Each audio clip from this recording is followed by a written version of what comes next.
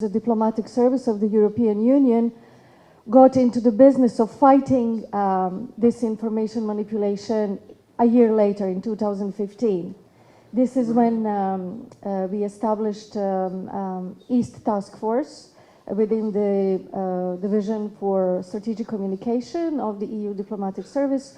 Disinformation mainly.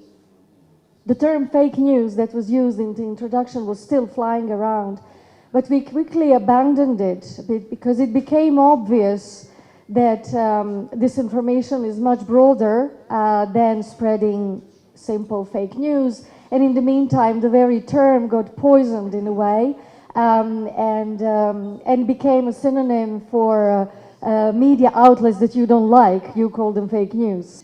The EU first tried with self-regulation of the big platforms. It worked a bit, and it worked with some media platforms, but not with all. And then we got into regulation. And this is something that we hope will have an impact as a protection of private data that became a global standard everywhere. So Digital Services Act, digital media have been in decline. Journalism is under political and economic pressure everywhere, and in the Western Balkans, as you can read, and in Kosovo, as you can read in the Commission reports. And this is a serious problem because there is no source that people can go to verify what they read.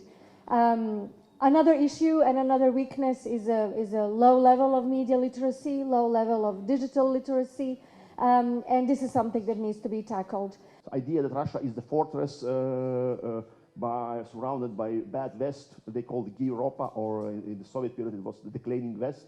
They used that so that the European Union, NATO, Europe is declining, and at that time tried to spread these amoral values. So Russia tried to show that our democracy and liberal system is some kind of weakness, something bad. So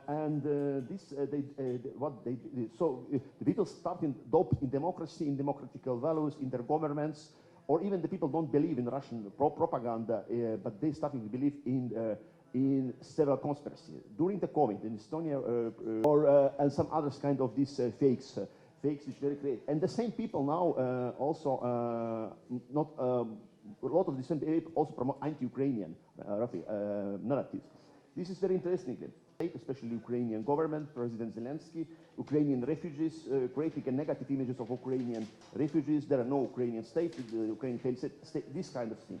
Developing the topic of energy crisis of Europe, developing that the thesis that Ukraine is losing the war, and that Europe should not support Ukraine, working for that at strategic level. Since Tsarist, this imperial period. So they have this propaganda tradition, influence activity since imperial Russia, which was heavily developed in the Soviet period and which was not stopped.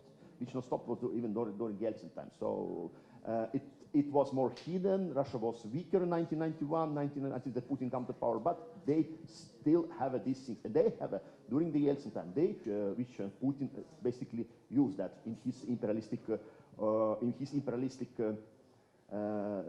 agenda and in his wars, and also in the information influence activity and aggression.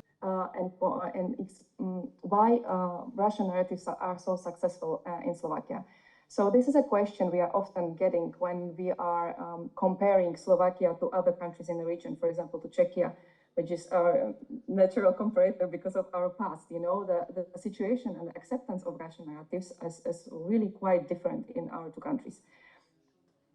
So, first of all, there is a large portion of population with pro-Russian attitudes. These data show the response to the question, who is primarily responsible for war in Ukraine, that we asked following the full-scale invasion, so 2 years in a row. As you can see, Slovakia is unfortunately doing the worst, and it means that more than 50% of Slovaks actually believe that somebody else in Russia is responsible for the full-scale invasion. And this basically documents that there is a strong buy-in into the Kremlin narratives that are spread in Slovakia. At the same time, there are data that show that perception of US as a threat is rising, as a security threat. So we are not talking about the threat to values, etc., but to the security of our country, which is much higher compared to the same question asked in 2020, and also the highest in the region.